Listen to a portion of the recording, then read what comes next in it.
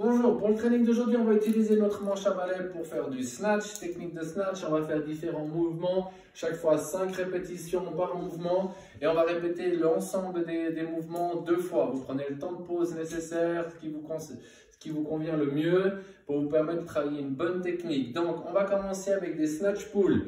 Premier mouvement, donc, barre au niveau des tibias, genoux à l'extérieur, épaules engagées, regard en avant, je monte en débrief dès que la barre elle a passé les genoux, je me redresse, je passe sous cette barre, tirage, j'essaie quand je fais mon tirage de faire une bonne extension, de garder le stick près du corps, les coudes vers l'extérieur, je vous le montre de face, je monte, je repasse sur la barre et je tire de côté, je monte, je passe sous cette barre, je tire.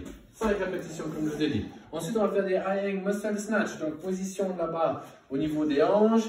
On reste bien droit. On fait flexion-extension. À l'extension, on verrouille le stick directement en dessus de la tête. Je vous montre de côté. Flexion-extension. On verrouille le stick en dessus de la tête. Pensez à avoir vraiment la barre qui vous longe le corps, presque qui vous touche le bout du nez. Et bien les coudes qui vont vers l'extérieur. Bien faire le turnover pour verrouiller la barre en dessus de la tête. Ça, c'est pour le deuxième mouvement. Ensuite, on va faire des push press en position de snatch avec la barre derrière sur les épaules. Donc, flexion extension, ça c'est vraiment pour apprendre à bien verrouiller la fin du mouvement overhead, que ce soit pour réceptionner en squat ou pour réceptionner en power, c'est la même chose. Après, quand vous allez faire vos 5, on va partir de nouveau depuis le hang. Et là, on va travailler le saut et surtout réceptionner en position de power. Donc, sauter pour réceptionner la barre active bien au-dessus de la tête. Flexion, extension, je saute et je réceptionne. Toujours 5 répétitions. Quand j'ai fait mes 5 mes power snatch, depuis les hanches, je vais partir depuis la position basse. Donc, mouvement complet. Je me redresse complètement, je repasse sur la barre, je saute pour réceptionner bien, active mes épaules. Ça, c'est pour les power snatch. Au 5e, je vais garder la barre en dessus de la tête pour faire overhead squat. Activer les épaules, position de squat, je vais faire mes 5 overhead squats. Au 5e overhead squat, vous allez rester en position basse. Et là, vous allez presser la barre, des side press. Ça demande un petit peu de mobilité, ça vous fait travailler un petit peu les omoplates pour bien les engager.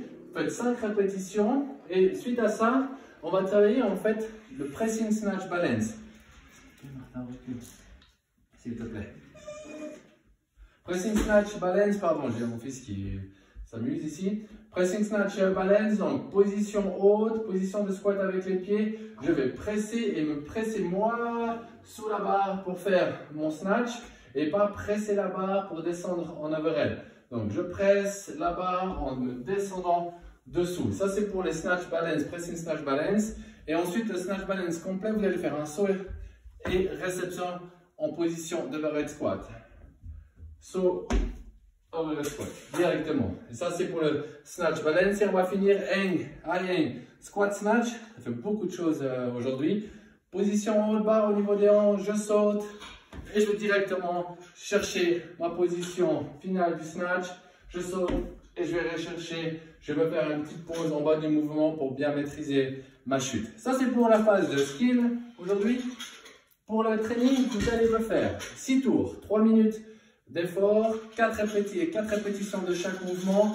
On va faire des power clean, des push-ups, des top jumps ou des top jumps si vous n'avez pas la possibilité de pouvoir sauter sur un objet. Vous me répétez ça pendant 3 minutes, vous prenez une minute de pause et comme je vous ai dit, on répète tout ça 6 fois. Donc, toujours avec notre sac à dos pour créer un petit peu de charge. Je saute, power clean, on fait 4. Au 4e, je pose mon sac au sol.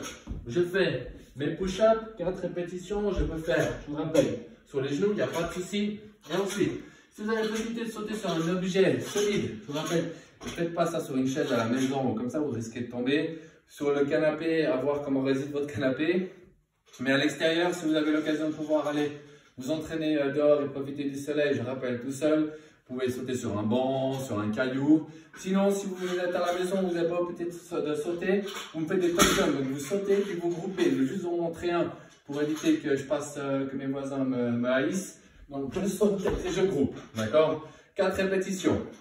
Quand vous avez fait vos 6 fois 3 minutes d'effort, on va travailler un petit peu les abdos. Donc, on va faire hollow flutter kick. Donc, position de l'eau, les bras le long du corps pour éviter que vous mettiez les bras derrière et que vous vous cambrez. Pensez à bien coller le dos au sol. Faire des petits mouvements de flutter kick avec les jambes pendant 30 secondes. Quand vous avez fini ça, vous vous mettez groupés, les pieds décollés, vous croisez les mains ensemble, vous mettez les mains ensemble, pardon, et vous touchez de chaque côté. Rapide pendant 30 secondes d'effort. Ensuite, vous prendrez 30 secondes de pause complète et vous répéterez 30 secondes de flutter kick. Je me groupe, 30 secondes de Russian twist. Voilà.